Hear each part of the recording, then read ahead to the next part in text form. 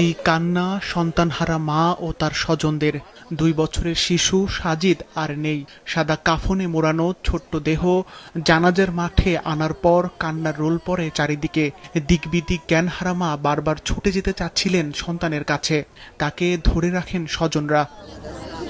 সকাল 10:30টায় ন্যাককিরি কবরস্থানের পাশের মাঠে সাজিদের জানাজা সম্পন্ন হয়। গ্রামের সর্বস্তরের মানুষ এতে অংশ নেন।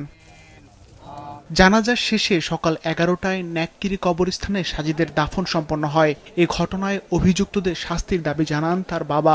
উদ্ধার অভিযানে ইনশাআল্লাহ কোনো গাফলতি নেই, তারা তত্ত্ব চেষ্টা করছে, কিন্তু প্রতিষ্ঠানটা এবং তাদের অনেক সময় লাগছে। সাজিদের পরিবারকে 25,000 টাকা দেওয়ার কথা জানান তানার উপজেলার নির্বাহী অফিসার।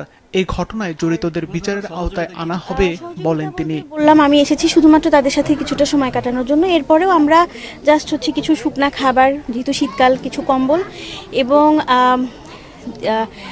আমরা আর 25,000 টাকা এনেছি। যে পরিবার যদি অভিযোগ নাও করেন, সেক্ষেত্রেও আমাদের আইনি যত রকমের সুযোগ আছে সেই জায়গা থেকে আমরা অবশ্যই কাজ করব।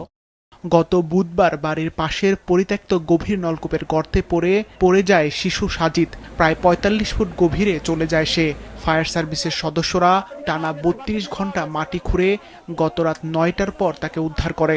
এরপর হাসপাতালে নেওয়া হলে চিকিৎসক তাকে মৃত ঘোষণা করেন। শুরুতেই আমাদের একটু ইমোশনাল কারণে হয়তো ভুলটা হয়ে গিয়েছে। আমরা আসার আগেই ওনারা চেষ্টা করেছিলেন। এই চেষ্টাতে আসলে ওই সময় তার এই যে 8 থেকে 6 ইঞ্চির, আমরা বলছি 6 ইঞ্চি, বাট আসলে এটা প্রথমে ছিল 8 ইঞ্চি। এই ডায়ার একটা ছোট ইসের মধ্যে যখন চেষ্টা করা হয় তখন কিন্তু অনেক মাটি পড়ে যায়, মাটি এবং খড়কুটো পড়ে যায় এবং বেশ পরিমাণ পড়ে যায়। আমাদের সার্চ ভিশন ক্যামেরা দিয়ে কিন্তু আমরা যখন দেখি আসার পরপরই, তখন কিন্তু দেখা যায় শুধুমাত্র মাটি।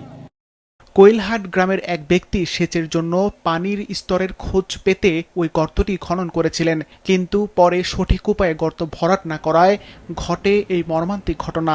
প্রশাসন ও সংশ্লিষ্ট সংস্থাগুলো বলছে, এ ধরনের গর্ত যেন মৃত্যুর ফাঁদ না হয় সেজন্য নেওয়া হবে কঠোর ব্যবস্থা। সিফাত রহমান, মাছরাঙ্গা, নিউজ ডেস্ক।